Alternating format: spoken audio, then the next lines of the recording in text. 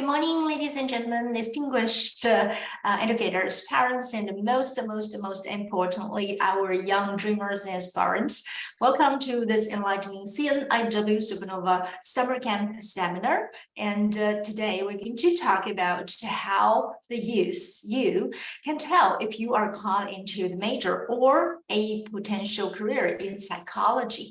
And I am Maggie Han. I am the Managing Director of the CNIW Foundation. And today we are highly appreciate the great support from CCEA, Life Education and Growth Association of Canada, CBS Consulting Inc., Suan Academy, and Webtree Academy.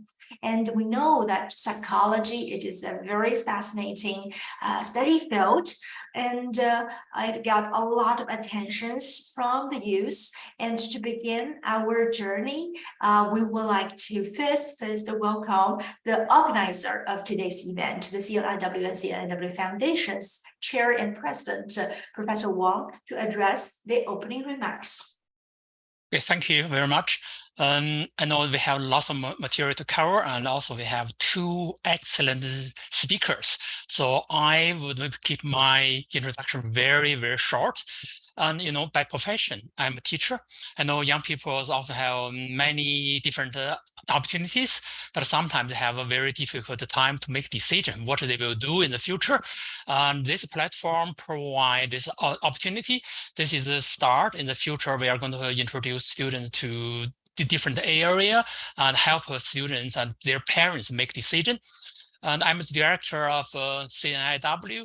I just want to share CNIW mandate. Our mandate is to improve the health and well-being of new immigrants and the vulnerable population through research, education, and community service. In this regard, we need your involvement. I know in the past you have made a contribution to help CNIW. We need to work together to achieve this goal.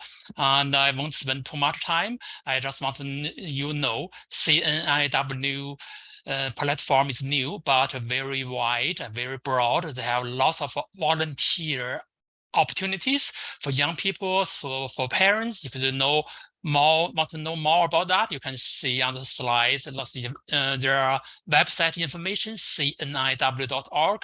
We also have official Tencent WeChat official account called 北美华人健康. Hope if you haven't followed, you should follow, because we regularly publish lots of high quality science articles to help people know. Okay, without further ado, I will stop here. Thank you very much, and I hope everyone will get benefit from this event.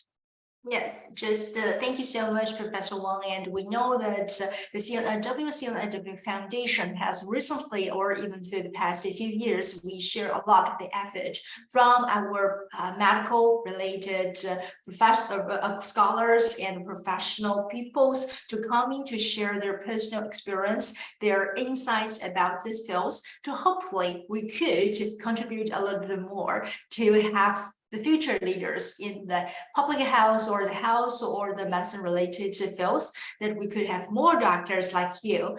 And today we start from the psychology. And first, let me introduce the two excellent speakers that we are so honored to have. The first one is Professor Li Xiaoyang, and she is a professor of the Department of Psychology of Toronto Metropolitan University. And Dr. Yang, besides her excellent scholar academic work, she is also a very active community leader with a commitment to promote the mental health of Chinese immigrant populations in Canada. And she is the founder of the WeSupport, the project manager of MHMH, and also the co-president of CNIW. And another very good speakers that we are honored to have is Dr.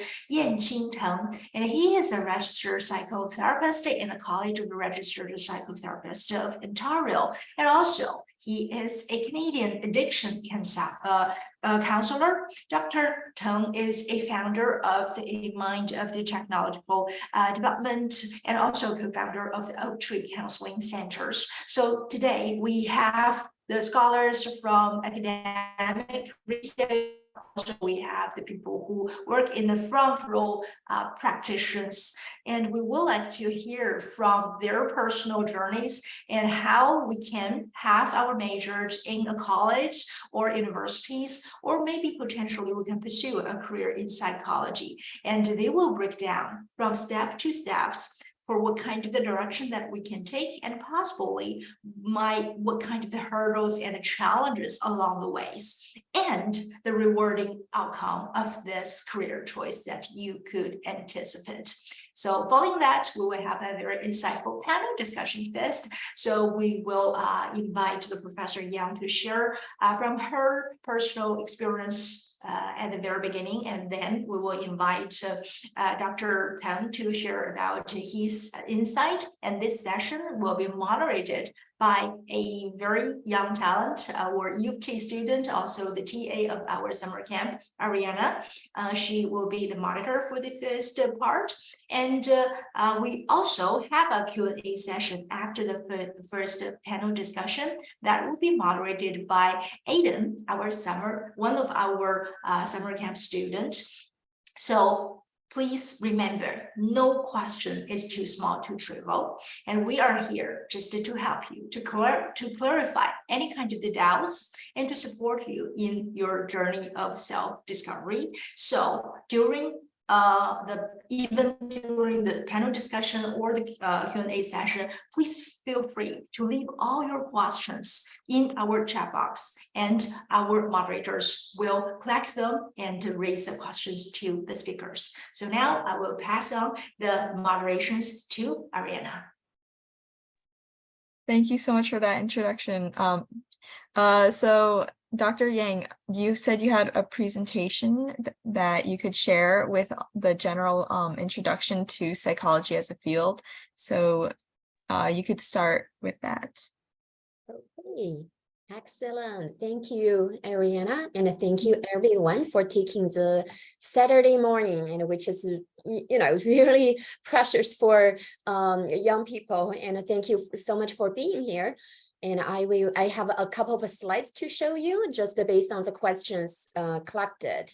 And then I will be happy to take any questions, and feel free to put your questions in chat box or raise it up at 11. And I have to leave at 11, a quarter past 11, but I will try my best to take any questions you have. But if you have any other questions and then not well addressed during the talk today, and feel free to raise it up to Xiao, and she will collect the questions, or I will leave my email with you and you can feel free to email me. Okay, so with that, and I would like to tell you a little bit about what is psychology.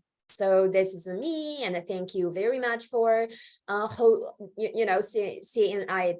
to host this seminar and to give me a chance to introduce psychology to you. And hopefully after the session, and you might have some interest to pursue your future career or future educational goal, some areas related to psychology. So I will tell you a little bit about psychology based on my past work experience and education experience. And so you take it from there. Okay, so let's start with what is psychology. And people, when I started to study psychology, so that is the question, like, my neighbors or people who know me, and they say, wow, that's cool. And you probably can read people's mind, right? And that's like such a nice thing to have.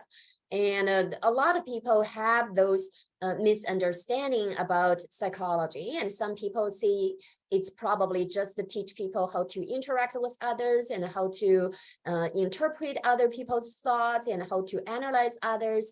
And but not many people refer it as a science. So this, of course, this was back in China, and when I was in my 40 years ago, and then things changed, right?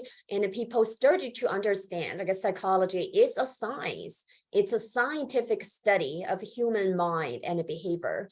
And its purpose is to understand and explain how we think, how we feel, and why we feel the specific way, and how we act. and interact with the world. There are three components and help us to understand the world and others. And one is from the mind perspective, that's like how we perceive the world and how we interpret the world. So we call it perception and cognition. So the second is how we act, how we interact with the world. That's our behaviors and actions and why we act in a specific way and how we feel about it, our feeling and our emotions, right? And take a simple example. This is the example I got from my psychology teacher, and when I was back in my normal teaching school, and he said, imagine you take a like apple, right? And you look at apple, and that's a color, and you see, you smell, and it seems like smell good, and you touch, and it seems like it's like a smooth, and that's perception. So you use your senses to experience the object, and then you have some basic knowledge about the color, the shape, and the taste, the smell, and then your mind will integrate all those information to provide a meaning for interpretation. So you probably say, wow, even though you don't see it, and based on the taste, based on the touch, right? And you can make an interpretation, this is an apple. So that's your cognition, right? And then you taste it, and you probably feel really good. And if you are thirsty, and you probably feel, wow, that's really satisfied, right? And make you feel positive. So that's your feeling and emotions. And then later, and you probably learn about, this is not only taste good, and it's also healthy, and will maybe elicit your actions to buy more apple and eat more apple. So that's your behavior, how you interact with the world. Okay, so that covers all the components of the psychological processes. And mainly the research in psychology, and it could be classified into two streams. And one is the experimental stream, and that's where I conduct my research, and the other is a clinical stream, and that's where I do my practicum or practice.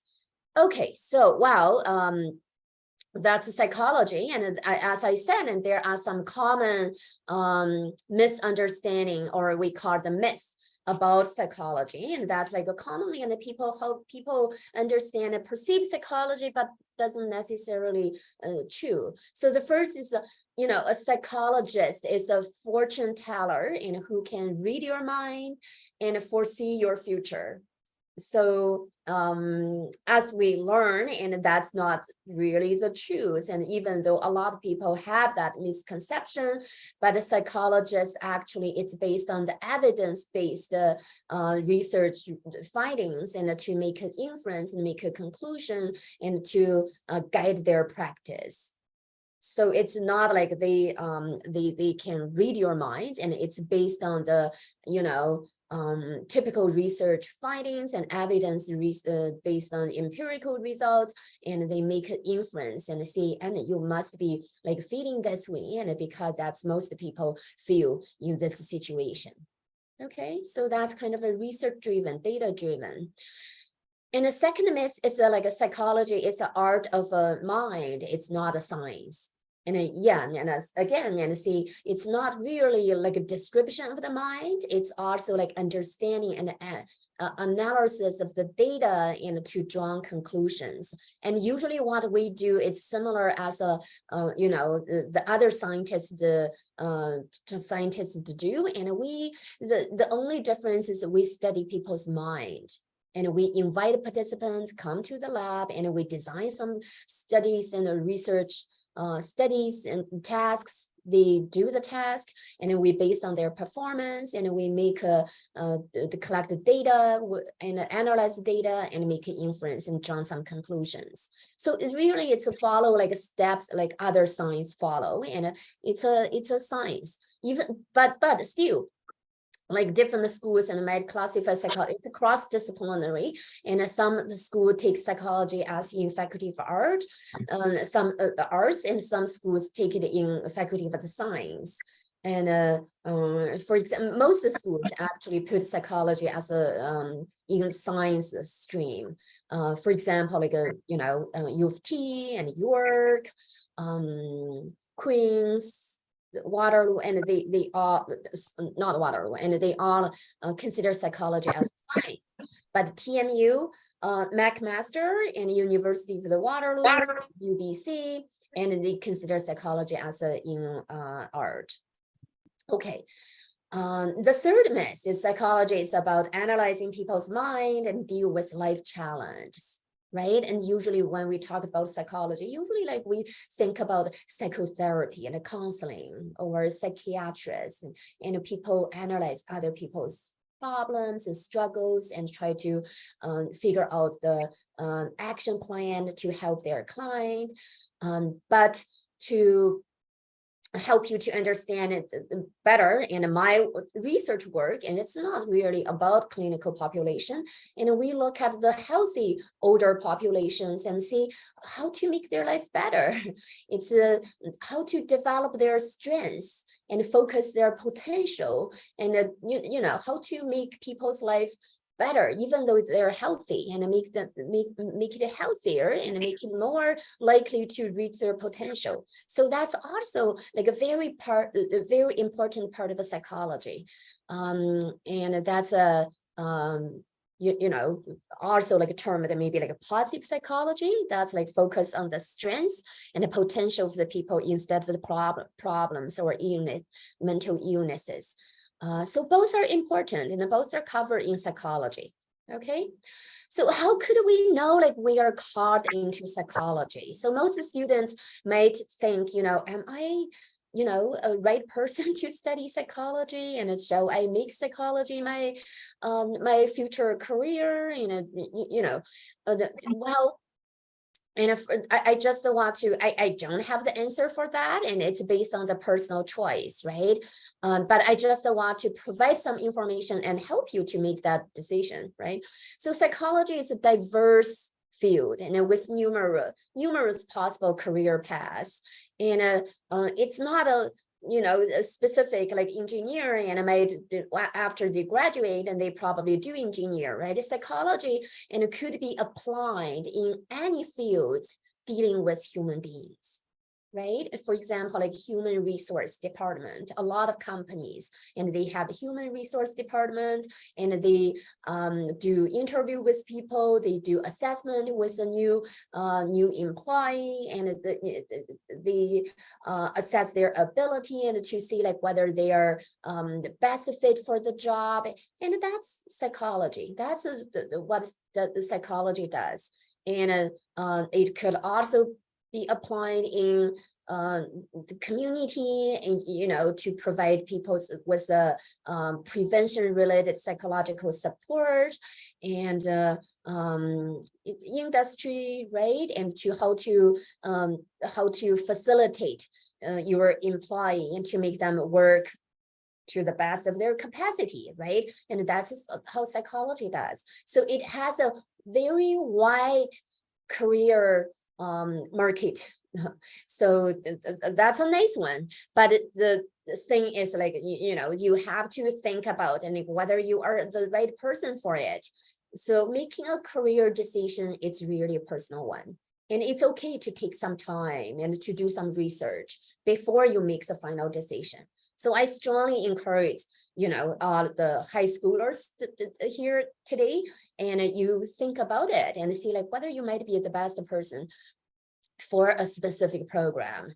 And you can use those criteria to evaluate. For example, you probably like self-reflect and see like whether you do have the passion. You do have this, passion to work with people, or to do research, that's like kind of like you reflect and see like whether you are the right person. And if you are by nature like to interact with people and understanding people and helping people, and that's probably calling for you.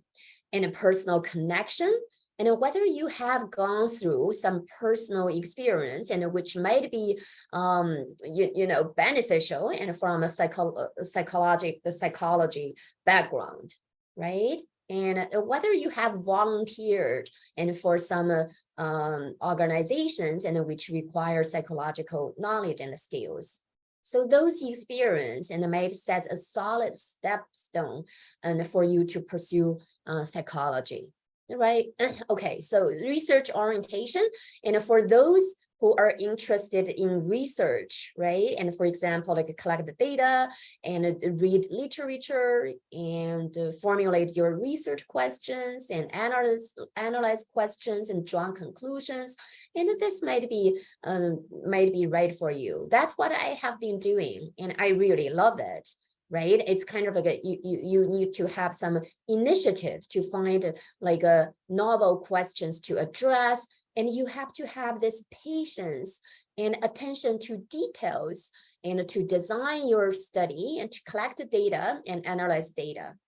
So those are research related skills. And if that's something you have, and maybe this is right for you, personal strengths and the skills, and there are some specific personal strengths and skills that might help you to be a good psychologist. And for example, like listening skills, communication skill, interpersonal skill, and empathy, compassion, understanding, and those also could make you good like in psychology. Okay, so overall, and if you're good with like people, right? And if you're good with understanding connection, and if you're good with research, and maybe like psychology is right for you. Okay, so I want to share with you my own career path, and I want to see, I was not that lucky, like you have a lot of two options or say to decide and which way you follow. And in my generation or my age back in China, and most of the time, and we didn't have that many options, and we have general options, but we usually, like as kids, and we don't have a lot of options, and most time, and it's based on society or based on parents, and we were assigned to study whatever we assign. And the good thing is, you don't need to have a lot of foundations, and you can just follow the flow and you can do it, right? And my path, it's not an exception. And I also follow the most number one is a financial need, and because if you go to a normal school, and which is the school to train teachers, and you get paid by the government, and you don't really need to pay your tuition fee. So that was primarily the reason, and I didn't go to high school, and I actually went to this normal school, and which is a teacher's school, and to learn knowledge and skills, and to become a teacher. And after I graduated, and I was lucky enough and to be nominated to go to university. So this is based on, I will say, opportunity favors prepared minds. And even though I know I will be the teacher, but I worked very hard, and I got like a first prize every year. And then I was nominated, and with 3 other students to pursue psychology in a university. Okay. And again, I didn't have an option to choose. That was just assigned to me, and including the program. So I would say it's like by accident I stepped into psychology, but I ended up loving it. Okay, so then after I graduated from the university, and I pursued I pursued my master's degree, and first at the normal university, and then I went to Beijing and to the Institute of Psychology Chinese Academy of Sciences, and where I got my PhD.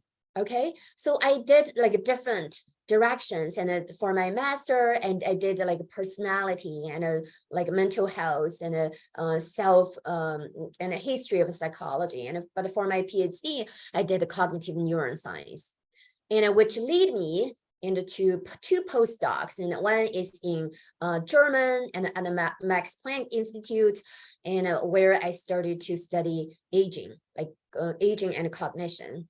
And then I did my second postdoc at the University of Toronto, and in 2005 I joined Ryerson, which now changed the name into Toronto Metropolitan University. And then I stayed there, and I have taught like child development, adult development, cognition, and psychology of aging, and all sorts of the courses there. And I ended up loving it, even though this is like by accident, or I didn't have a lot of options, but I started to, and I stick with it, and I made it my career, and I ended up loving it.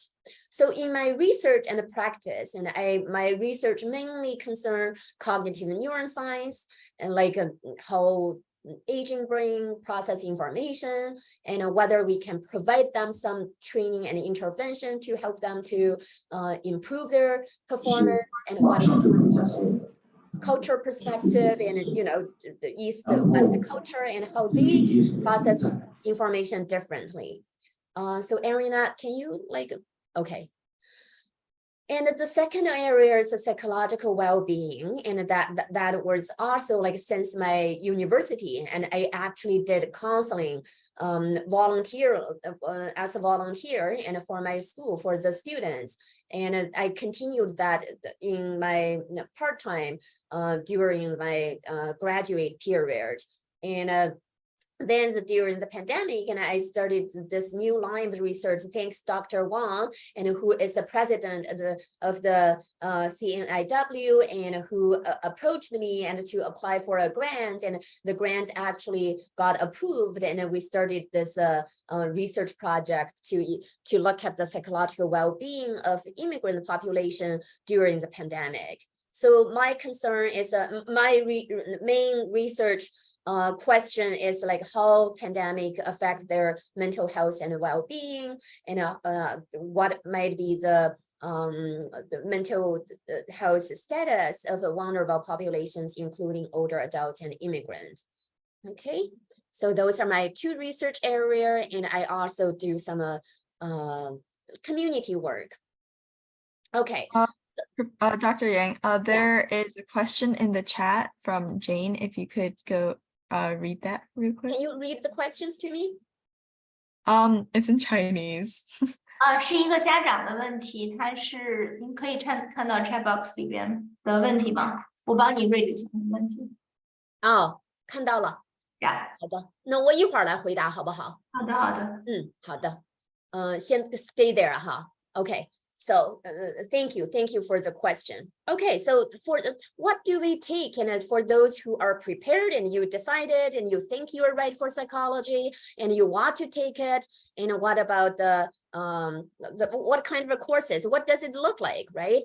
And as I said, there are two major streams, and the experimental stream or clinical stream, but those matters only for graduate students. For undergraduate students, and you probably will be exposed to both streams. In the first year, and usually it's like intro psych and some basic courses, in which introduce you to psychology. In the second year, it's a little bit more specific than to tailored to each student's interest. And the third year, and you might have some for those who want to go to graduate school or really serious about doing their career in psychology, and they probably have a chance to do their honors thesis or to attend small seminar course and to make a transition to graduate school. But those are the courses most school offered, and for experimental and clinical streams. Okay, so why we study psychology, and just to give you some data, and the number of psychologists that grow in a sense for the recent years, and particularly during in the past pandemic, and we got a dramatic increase in the demand of a psychologist, and also like in the number of psychologists. So it becomes one of the most popular program in Canada. So there's a growing demand, and people started to, realize or have this awareness, and it's, if you have some struggles, and it's okay to go to do the counseling, and it's okay to seek for professional support, so that contribute to the growing demand. And also like popularity, and it's become one of the most popular program. And the job market, as I said, it's like wide, right? You can do anything, any jobs, and which is related to interpersonal relationship. As far as you work with people, and we need psychology. Right.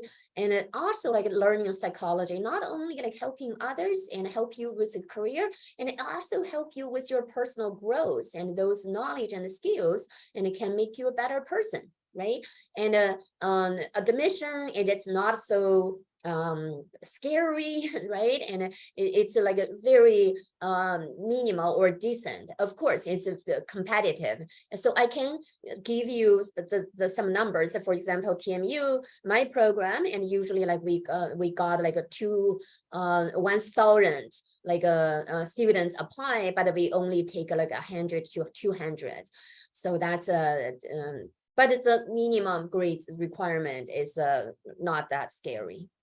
And appealing skills, and if you have a basic medical knowledge and have empathy, compassion, analytical ability to help you to do research and listening and communication skills, and you have those skills. If you don't have, and those learning psychology might help you to develop those skills, and which is good, and whatever jobs you do, and those skills are good, right? And in terms of the salary of the psychologist, you can see it's growing, right?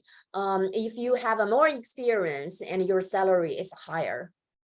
I don't want to say it's like a really high paid job, but it's a decent job. Okay. Admission and cost. And this graph shows you the tuition fee, and it does vary across the schools. And U of T, it's a leading, and which is you have to pay the most. But some schools like Dalhousie and other Victoria, and York, and they have like a less tuition fee. Okay, so generally, if you have a grade in B category, but keep in mind that's minimum, and it doesn't mean it guarantee you to get in the program, but it guarantee you to apply, make you eligible to apply. And most schools use English, and if the psychology is defined as a science, and you probably need math, but in TMU it's in arts, and we don't require math grades. And finally, you probably need to provide financial and personal statements, and to indicate why you want to study psychology, and whether you have money to support you to make sure you complete your degree, right? And then some schools require it, some schools don't. So the better way is to check the specific school, your dream school, and check their specific admission requirements. For those international students, and you also need to pass English proficiency test. Okay, so some challenges, and this is also a question I received from students. And talents in the field of psychology. And first, the stigma and misconceptions. As I said, and people think psychologists read people's mind and foresee people's future. That's not true. And they are also scientists, and they use evidence-based practice and data to draw their scientific conclusions and to guide their clinical practice.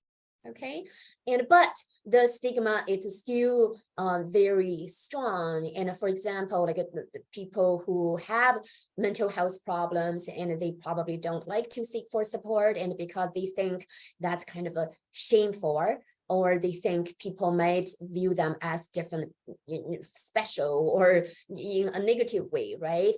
And so this prevents them from seeking professional support in a timely manner. Replication crisis in psychology research, and you usually we collect the data and we do analysis, right? And replication, because publication is really a competitive process, and the people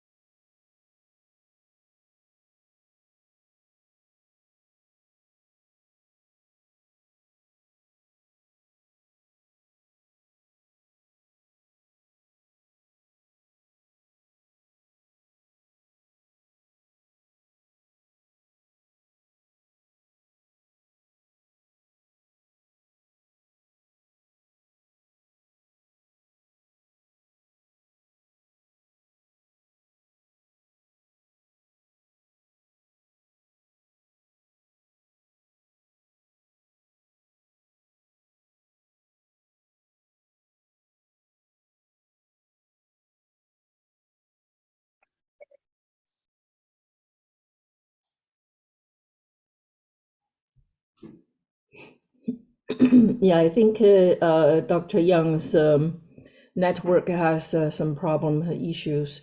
She will be joining shortly. Yeah, there's some connection problem. Yeah. Let's just wait for a little bit. So in the meantime, is that possible that Ariana, you can introduce Dr. Tang? Dr. Tang, are you here?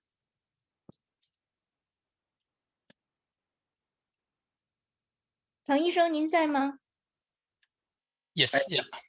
Hey, I'm here. Okay. Yeah, okay. So how about, so Ariana, can you just do a little bit introduction about Dr. Tang, and we can start his session. And while Professor Yang is back, then we can continue. Is that okay? Okay, so Dr. Tang, he is the founder of A Mind and Technological Development Ltd. And the co-founder of Oak Tree Counseling Center. And he works at the as a Canadian addiction counselor. So if you have any questions about that, feel free to ask him in the Q&A session. Dr. Yang, is everything all right on your end? Oh, You're I'm muted here. right now. I was kicked out. Yeah. Oh, that's strange. So if you want to continue, you can continue sharing your. Wait. Let me give you co-host permission again. Okay, maybe like just 1 minute, and I can wrap up my talk, and so that we can. Yeah. Okay, sure. Okay, I gave you permission. I think you can share now. Sure. Okay, I'm so sorry. I apologize. So It's I all have right. You're good. a couple of slides, and so replication crisis, and also lack of a diversity, and that means usually like people with the psychologists started in Western countries, and usually like a research tested a weird population. That means Western educated, industrial, rich, democratic populations. So we can't really draw those conclusions to other cultures. So that's also why, and I studied cross-culture studies to look at whether this could be applied to like Chinese, to Japanese, right? And ethical considerations, and as you see, like confidentiality and a lot of principles, and we need to protect our participants and the clients.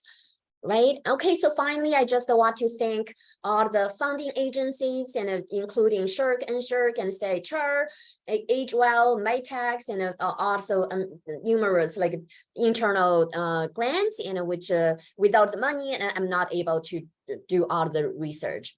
And I also want to mention to you, and there are some community organizations or platforms, and I have initiated, and with my colleagues, and the first is We Support, that's a WeChat-based prevention mental health mutual support group. And if you want to join the group, and feel free to scan this code, and the assistant will lead you from there. And we also set up this like mental health mutual aid hub in Canada. And we have this hotline, Mandarin hotline, and to help immigrant populations with their mental health. And so feel free to call 289-800-8818 if you need a chat, right? And you can also schedule one-on-one service with us. Okay, so finally, I want to thank my team of students, and they are lovely, and they are very dedicated, and I'm not able to do all of this without them. Okay, so that's me, and this is my email address, and if you don't have time to ask me questions, and feel free to shoot me email. Okay, so that's my part, and I think the procedure is we go to Dr. Tang, and then we come back for the questions. Okay, so thank you. Great, thank you so much. Give it back to Ariana. Thank you so much, Dr. Yang.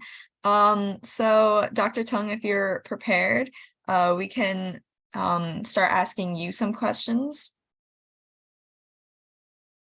Okay, yeah. So I wonder if Dr. Yang will answer that question firstly.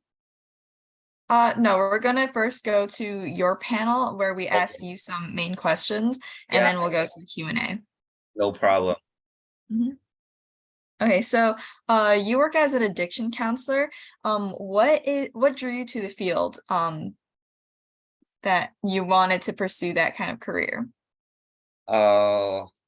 because I'm working in mental health field. I met many clients has a addiction issue. So I also take the training in Cniw College. In the program, it's addiction study. Yeah. So just get the training regarding the addiction. So I became a addiction counselor. So by my experience, addiction issue and the mental health challenge all like mix go to together. It's a mix. So so the person is not like a pure person, so only have one issue. So like the people all have the mixed issue, mixed challenge. I think if get addiction, I think it's kind of challenge. Work with some such kind of issue. Yeah, it's my experience. But like nobody can avoid to get some addiction. For example, it's like small addiction. So like smoke, like drinking coffee, it's kind of addiction. Like use internet, use cell phone. Like it's all related to addiction, but it's a different level. So we cannot call it addiction, but it's there's like a similar background. Yeah, that's my experience. Mhm. So what do you consider to be the most rewarding aspect of your work? Are there any particular moments or experiences that stood out to you during your career? Okay, so I think it's also regarding my personal experience. Yeah. I would say the personal growth. It's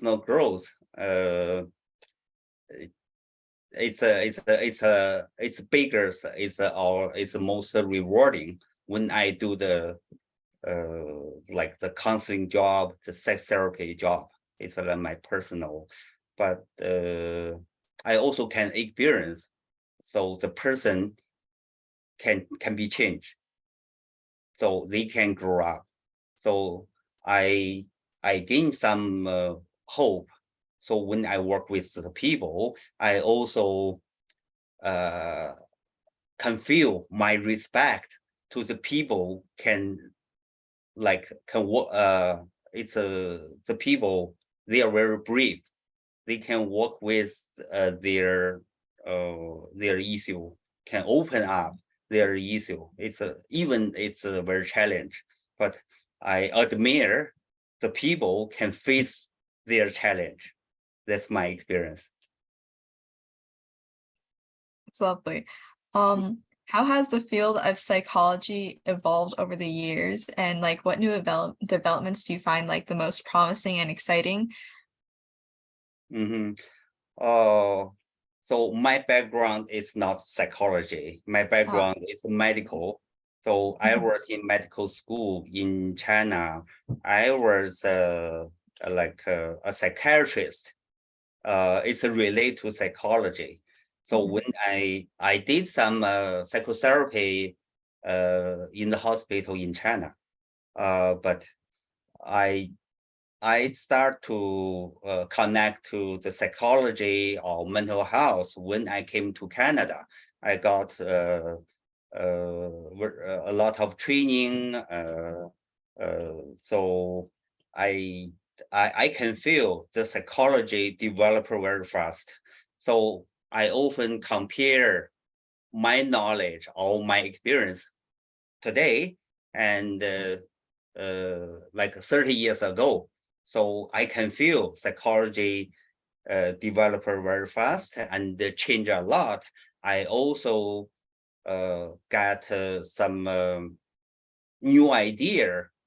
When I feel the change, I learn some new knowledge. I believe that the psychology still is developing. So, but it's expand the psychology will connect to the medical, the biology, and like social and the political economy. So like psychology connect to the different area today. So that's my I just this is so fast that so it's I can feel that way. Yeah. Yeah. So if I you don't said- answer your question, you can ask more. Yeah. So you don't need always follow those questions. Yeah. But you said you were a psychiatrist. Would you recommend that people interested in like this field to get like an advanced degree like that? Okay. So but right now I cannot be a psychiatrist in Canada. So I'm a registered psychotherapy in Canada. So I just do the psychotherapy in Canada. So the registered psychotherapy is master level. It means you should have the master level education for the registered psychotherapy. As a RP, registered psychotherapy, so master level it's enough. But if you want to search advanced education like a PhD, so that's it's okay, it's good. But you also can be a registered psychologist. Yeah, psychologist. I think psychologist working area is wider. It's wider than psychotherapist. So I think it depends. It depends the people choice.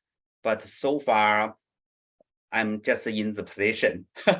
Yeah, I was major in psychiatry in China. I got working area training in Canada and got a special program in Canada, got different on-job training in Canada. That's my background. So what kind of advice would you give someone interested in pursuing a career like similar to yours then?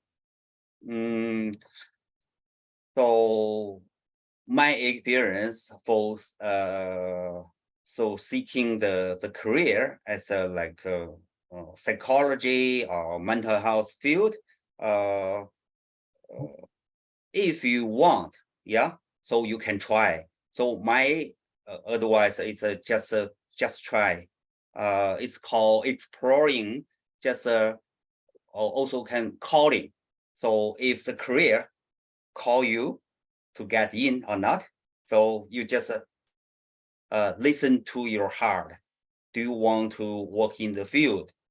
So not from like only other suggestion, like your parents' expectation or some friend said it's cool in the career, so you don't need, so you can consider that part. But most important part is here your heart, like learn if your choice, like if your decision, maybe you need time to explore. So what area is good for you? But finally, you need better to find so what you want, what you wish. So know yourself, listen to your heart. It's very important. That's some great advice. Thank you. Okay. I guess we have time for one more question. So what keeps you passionate about your field to this day? Oh, I think I just think like curiosity. Yeah, it's just keep my passion. So I'm curious about human mind. I'm curious about like human behavior and how to affect the human developer. So I think that keep my passion. Yeah. and also very enjoy work with the people. Yeah, I can see the people are growing, change their mind, or can get the benefits in the life. That encourage me to work in the field. Okay, great. Thank you so much, Dr. Tang. No problem.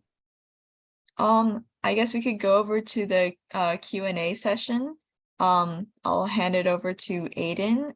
If there are anyone, if you have any additional questions for either Dr. Yang or Dr. Tang, please put them in the chat. Oh, Dr. Yang, if you could answer Jane's question from earlier, that would be great. Okay, so thank you, Ariana. Yes, and I lost the connection to Zoom and I just got the question back here. Okay, so well, the question is about, well, if my child has anxiety, right, or mild depression, and want to pursue psychology as a major, but my concern is maybe like this might affect other people. I think the concern is like, if you work with the people who have the similar problems and whether that will escalate your own problem, right? And also like the job market. So my answer for this, that's the common stigma, and a common stigma is like people have a mental health problems and it might contingents, right? It might affect other people and it might, but that's not necessarily true. And to help you to better understand mental health, and it is diagonal dimensions, like there are two dimensions, and one is a mental illness, and you could have a severe mental health problems, but your mental health function condition could be good. So that means, and those people, even they with severe depression, severe anxiety, and they can have a very mentally healthy life. So they can function and they can do well and socially, academically, and but the thing is like, if you seek for professional support and you take your medication and you get it under control, it doesn't affect your functions, and you can still be very successful, and you could be a lawyer and you could do anything you like to do. So there is no such thing, and people might be dragged, and only if you are afraid and this might be not under control. And so my recommendation is to seek for support and get it under control and enjoy your life, and you can do whatever you like to do. Sometimes, and when you interact with people who have similar problems or share other people's story and who go through the same problems, and you could be empowered. So that means you can look at your problems from a third person perspective, and you gain power, you know how to overcome it, and which might be a positive thing to have. And because you learn, wow, I never thought about this could be handled this way. And you learn some tools or strategies to overcome your own problems. And I think that's a positive side. Okay, so for the job market, and as I said, and it could be in different industries, and it could be clinical settings, and it could be in office settings, human resource department, in all organizations. And as far as you assess people or to interact with people or to help people in the community programs, and you all require psychology. It's a very wide, not that specific. Yeah, so job market is wide, and I have had students and who went to do the human resource and to do the clinic and to work even in the bank, and so all sorts of things. I'm not sure like whether that addressed your question, Jane. Yeah, and if you want to do the clinical, like psychotherapist or counseling, and you do need to maybe like get a master's degree and get a license, if that address your question. Yeah. Great. I think that question has a lot of the concerns that many people have, not only about psychology, but also, working a career, with your own mental problems. So I think that was a very valuable answer. So thank you very much, Dr. Yang. You're welcome. If you have no other questions, I can pose one to Dr. Yang. And in the meantime, everyone feel free to leave any questions in the chat. We only have Dr. Yang's expertise for 15 more minutes. So let's try to make use of that. So Dr. Yang, in your research, have you come across any notable findings regarding the psychosocial well-being of minoritized populations, such as immigrants, and particularly in relation to cognitive aging? And are there any unique challenges or protective factors that influence their cognitive health as they age? Okay, good question. Okay, so for the specific to the psychological well-being of vulnerable population, and there are a lot of research findings, but the major one, which is this striking, and it's a discrimination hurts. So there was one publication this year, and in my team, and discrimination, no matter whether it's perceived discrimination, that means, I think Chinese people got discriminated, or you personally experience discrimination, and both hurts, and they are solid, consistent, robust predictors for mental health and psychological well-being of immigrant populations. So I think this raises really concerns and for immigrant populations, and really provide evidence and to increase inclusive, diverse, and supportive environments, and to make sure everyone feels safe and equal living in Canada. And I think that's really important. So that's number one, and number two, and I think culture also matters. So that's another main findings and relevant to this panel. And my research found Chinese, East Asians and Western cultures, and they tend to process information following different processing styles. Like East Asian people tend to be more collective, and they tend to approach the task from a holistic way. So that means they look at the whole picture instead of a specific trees. They see the forest, right? But Western populations tend to be more analytic. So that means they look at the specific details or the focal object instead of a background or holistically. So that's like a major culture differences. And some other things like Western cultures and tend to categorize information into different categories. And East Asians tend to pay attention to the relationship between items. And all of this affect how you actually process information. So my previous research projects and the major results is people tend to pay attention to and memorize things better. And if the information was processed in a way which is favored by their own culture. Yeah, Aiden, and did that address the question? Yeah, thank you so much, Dr. Yang. I think that was a very complete answer. It really speaks to some of your own experiences, probably working in the field as well as an immigrant. So we have a question from one of our audience members. Are there any majors or specializations for geriatric psychology? Yeah, and I see someone already answered that question, and we do have some senior psychology. Yeah, no, you mean like a psychology study seniors and right aging, and it's not a major, but it's within psychology, and like my lab, and it really has a strong focus on aging population. So in Alberta, and I see the chat, right? They have a courses for like a senior psychology. Yes, and we also offer, TMU also have like adult development and a psychology of aging and a cognitive aging, and we have a similar courses. That's right. Thank you.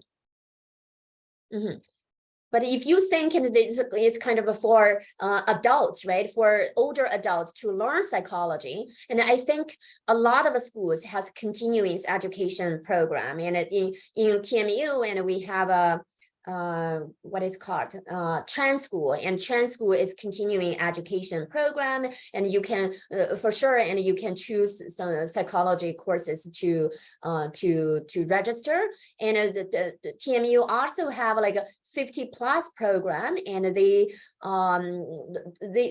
host programs for seniors and aged about 50, and you can take specific courses. And we offer, I have offered my students just last month, and my student actually host a seminar and like a promotion event, and there's aging festival, and we attracted a lot of older adults, and but I will say we don't have a lot of Chinese older adults join the program, and because mainly the program is run in English, and we might work on that, and maybe like have a specific stream or subdivision, and to help specific minority older adults, and we could run it in Mandarin. But I am setting up, and with Dr. Wang and some other professors, and I am setting up an active aging course. Hopefully we could launch it in fall semester, and that is for specific for Chinese older adults, and you guys can stay tuned, and those information will be posted in we support or whenever the course is ready. Okay, I see Dr. Wang raised the hand, and do you have a question? Yes, I have a very quick question to many people, myself is included. The terms psychology and psychiatry are related, but often easily confusing terms. And can you give us a clear distinction, if there is one, to separate these two? To me, at least I feel psychiatry applies to people who need some clinical treatment. Psychology applies to general people, but I don't know whether my understanding is complete or correct. Something, anyhow, I leave this for you. Okay, sure. And okay, so just to give you some common differences, right? And a psychologist versus a psychiatrist, right? And in Canada, and those are the two type of jobs, right? And the psychotherapist or psychologist, and they mainly use, behavior strategies, or use some talking and communication to help their clients. But a psychiatrist, and they like doctors, and they need a medical background, and they can do diagnosis and can prescribe the medication and treat like major depression or schizophrenia. And if you do have some biological foundation for the condition, and you probably need to go to the psychiatrist to have a formal diagnosis and to receive medical help, and that's one. But nevertheless, and you can still continue with your psychotherapist, and with your psychotherapist or with a psychologist, and to get like a behavior and support. And I'm not sure like whether that addressed. Okay, thank you. Very clear. Yeah. Okay, I can bring up another question that we've prepared. So Dr. Yang, what are some common myths that you hear about the field of psychology? And how do you address or correct these misconceptions when you're working with clients or the public? I covered this in my talk, and I think the top common myth is like some challenge and also myths, right? Myth is like, psychologists can read people's mind and can foresee your future. But to be honest, psychology is a science, and they have including clinical psychology, and the common practice is evidence-based. So for example, like CBT and narrative therapy, and there are a lot of data in the clinical trial to support, and those people receive those treatment, and they have a better, projection, they can recover from their conditions and better than those people who didn't receive the treatment or who did receive placebo as a control. And so it's evidence-based. It's a science, and they follow scientific procedure, collect data, and make an inference and make a conclusion. And it's really a field of science. So that's the common myth. And some other myths, and it might be, the psychology, it's an art, and it's based on subjective evaluation and the judgment, and it's not really science. And this is the same, and it's a scientific process. It's just like how you understand the physics, chemistry, and you understand humans' mind, or how our brain works, and how we feel the way we feel, and how we act the way we act. And we tend to understand the underlying mechanisms and which brain regions is in charge of a specific condition, and how does your brain work individually with specific regions or collectively as a network, and to determine how you feel the way you feel and how you act the way you act. Yeah. Great. I think we can hope to get in at least one last question before you have to leave us. So psychology, as it is like an ever-changing and growing science, how do you as an academic, and also how do regular people like us stay up to date with the latest research and advancements in psychology?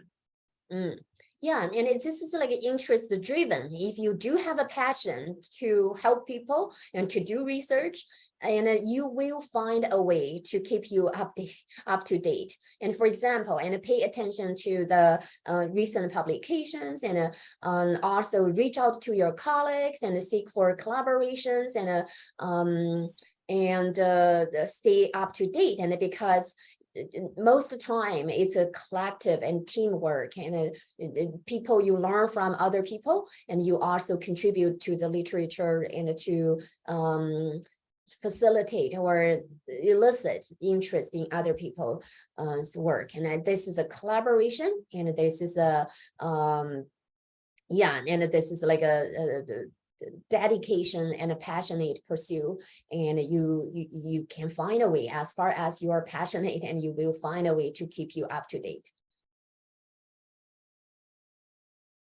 Great. Okay, I think I see we have possibly one last question from an audience member. So I'm reading from Google Translate because I don't, or you can read it yourself from the chat. Yeah, and this question is about, maybe like a 4-dimensional space, and it's not a science. And the psychologist might need to go out of the box and see, maybe like you can feel other people's universe, or, so that's like a new trend, and but for the moment, and for the field at this moment, and we still like stay with a science, but it's not as strict as like physics.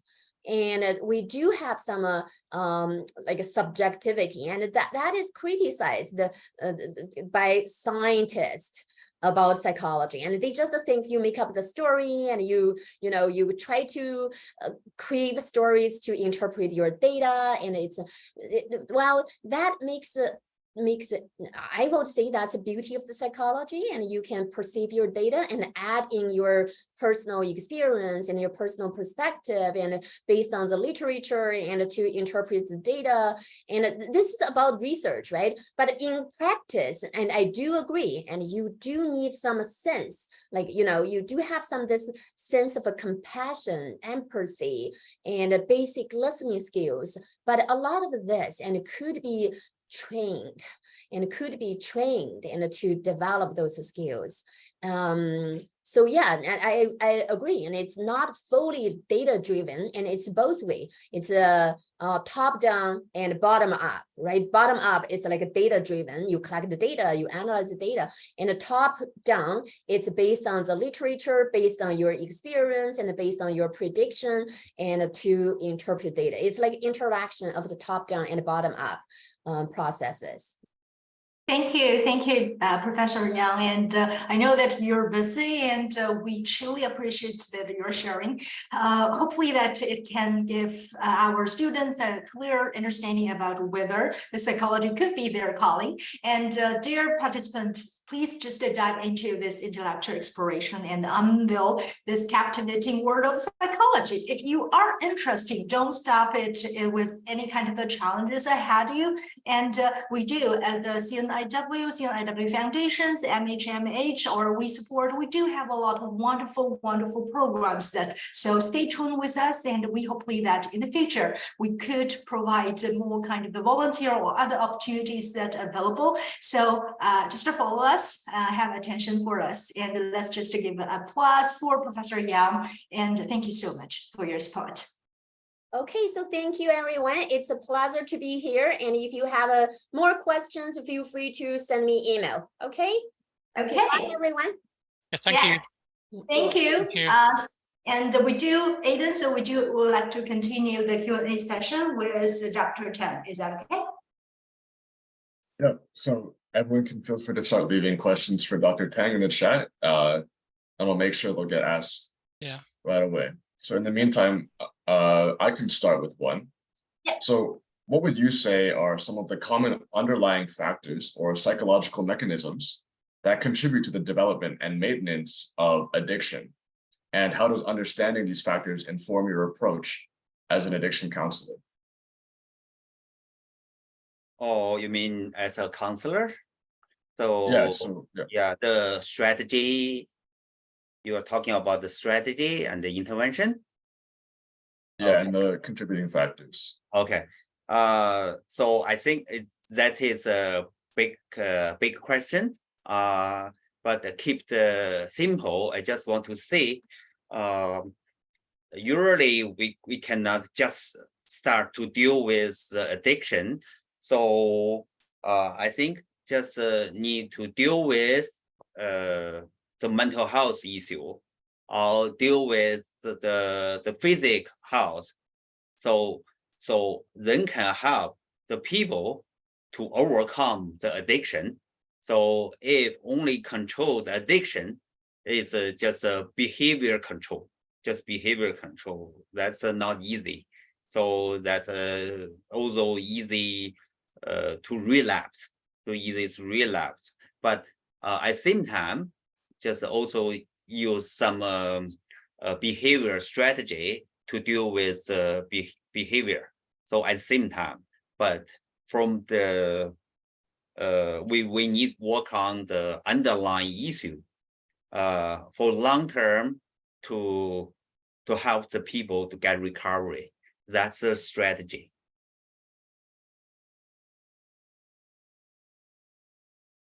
So I did up. So we need work on so the trauma issue. So like we need get the counseling.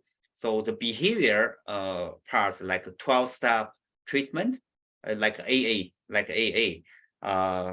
Also need work on the people attachment issue. Also work on the people to find the life meaning. Also need some like harm reduction, like some self-help group. So all the strategy need put together to find the better way to work with the people. Yeah. So that we usually work with the people in addiction. So use a different strategy. It's a comprehensive approach. Yeah, addiction is definitely a problem that is extremely variable in different people. And so it must be super challenging to work and help people. Yeah. And so I think we'll ask, if nobody else in the chat has any questions, I'll give you one last question. Yeah. Could you share any insights into the emotional and psychological challenges that individuals struggling with addiction often face? Okay. Like the individuals struggling with addiction, like often face a range of psychological and emotional challenge. So there's some challenge may experience, like the people has addiction often have the mental health disorder. So most people just can see the addiction. It's hard to see the mental health issue. But we must to work on the mental health issue to help the people to get recovery from addiction. And for example, the depression, the anxiety, and even some biodiversity like ASD, ADHD, some people with so some emotional challenge, personal disorder. So that's a kind of challenge. So we must work from different parts, use a comprehensive way to work with them, starting from physical, from mental, then can like get some progress for the people. Yeah. So can you clear? I'm not sure if I answer your question. You can ask further your question. Yeah, I think Dr. Wang has a follow-up. Yeah, I raised my hand. I just want to make a comments. I believe some parents are still here because I work with university very often. There are parents, young students, from high school to university. It's a very important transition. Yeah, many people very confused. What should I do in the future? Something like. In that case, probably some parents here actually speak in Chinese. 从高中到大学是一个重要的转折。我经常有家长来找我，我孩子应该学什么？我经常这么说：如果你难确定的情况之下，把这个学习领域非常 broad。我经常建议的两个领域，一个 social science， 一个 psychology。我说两点，一个 psychology， 你学本科学 psychology。并不意味着你将来的 career 一定要走这个 path， 但是它给你 provide 一个非常好的 foundation， 比如说医学了，比如社会学了，那个法律了等等等等，这样的你呢会帮助你带动其他这个领域，同时你这学习过程呢会把你眼界过得更开阔一些了，这是第一点重要的。所以第二点呢，实际我们现在想想，这个社会在不断的发展，不断的进步，很少有年轻孩子如果事业追求的话，就停留在这个 undergraduate degree 了，肯定是要往前走。在这个情况下，家长呢可以想一想，实际 undergraduate degree 只是一个 foundation， 它帮助你开阔眼界，为下一个更高的台阶提供了更好的机会。所以呢，我呢就是建议呢，不要想得太窄，我还学 psychology， 将来一定就是 psychiatrist 或psychologist， 或者做这个工作做这个事，并不是这样的。但是呢，他给你做其他方面奠定了很大基础。另外呢，从高中到大学选择专业。选择了一下选对了更好，选不对呢，你可以做其他的事情。所以不要把这个看得重要是对的，但是如果把它看得过于重要的话呢，就是可能会影响你的未来方向的发展和确定。我就做一点简短的补充。Yeah, very good. I agree with Dr. Wang's idea.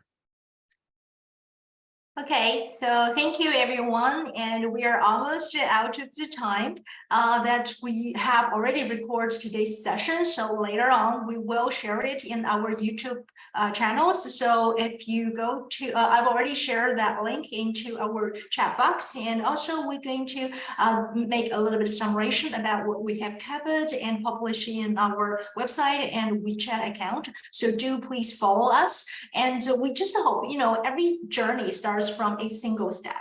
So we hope today's seminar can be the steps for you. Okay, so we wish you all a very enjoyable morning to have this wonderful speakers with us to share their personal journeys, to share their professional journeys with us, to inspire you what kind of the thing that you're going to embrace. And yes, we don't have more time, but hopefully that there will be more kind of the sessions that we could bring out later. Yes, okay, so can you share the YouTube link so anyone could help me? So Ariana, so can you just search our 北美华人健康, or anyone in this can help me, because I'm going to share a little bit about our summer camp. Yes. And Ariana, can you just enable me as a co-host? Or anyone can. Yeah, just give me a second. Sorry. No, you're good. You're good. Yeah. Okay, Dr. Wang has already shared our link to the YouTube, and we do have a lot of the previous year's seminars to have very informative sessions, so you can feel free to check it out. And so this is part of our CNIW Supernova research oriented summer camp, and this is the first one, and we will have several ones following this. So almost every week or every other week, we will invite the medical professors, scholars, professional people from different fields to share their journeys with us. So if your if your kids or any of your friends are interested to explore the medicine related industry or majors, just to follow us in our WeChat or in our YouTube or website. So we will make the announcement as soon as we got the following schedules. And our summer camp is hopefully to have our students to gain research knowledge and experience from our research and educators, and not only the hard skills, the research skills, and also we would like to give them soft skills. For example, like today, Ariana and Aiden has done a wonderful job. So they helped to design the poster. They helped to collect and prepare the questions, to lead and moderate the panel discussion, the Q&A sessions. So this is the communication skills that they are honed on themselves. And we already seen that they have done a perfect job. And during our summer camp, so normally we will have 5 to 7 sessions of lecture-based boot camp, and after that they will have almost 2 months of research project assigned to them, and we will have supervisors, mentors, TAs to help the students to intensively to experience what a research is. So from a very beginning to set up to find a research question, to do a literature review, and then later on we do the data analysis. We present their findings in the open defense ceremony. So we do have a lot of things to provide, and normally it is in the winter time we started doing the registration. So this year it is a little bit too late to sign up, but feel free to join our public seminars. And we have student-led reading clubs, and last years this is 5 public seminars. We have invited to the scholarly school and what is healthcare leadership, and how to do a research, become a medical scientist. And also we have wonderful scholars to share her personal journeys to find her academic success and also lead a really good job. And the end of our summer camp, we hopefully to guide every student to complete a miniature project. And later on, if we have international conference opportunities and we have the publication opportunities, we will help our students to get their work published. So last year, we have 2 high school students get their sessions, get their project published, either do a presentation in a very good international conference or get published in the journal or conference sessions posters. So this is what we have been done. It is one of our CNIW Foundation's camp, but we do have other opportunities as well. So we occasionally we need summer students, and we will host. So later we have a very big event, our charity golf tournament. So if you are willing to help get involved,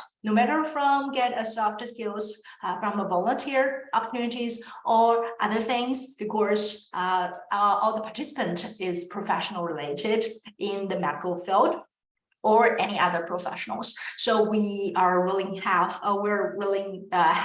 are willing to have more youth to know about this, to help us spread the word, and also to support us. Because just as Professor Wang has shared, so we do have our mandate, we have our missions that we hope that to do all these kind of things that we could to improve the public's awareness and knowledge about the health issues and to promote our community health and relevant services. So this is the things that we do need the support from all the peoples. And it is not only for our Chinese communities, but also for the immigrant communities and for our Canada communities. And essentially, it is for all the future the youth generations. So this is the last few words that I would like to share with all of you. And thank you so much for all the participants. And we are looking forward to see you more in the future.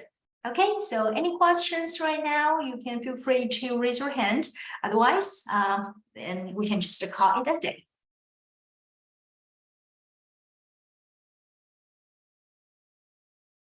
Thank you. Okay, Thank you so much. Good. good. Yes. I'll This is stop the recording. Ariana, Aiden, you did very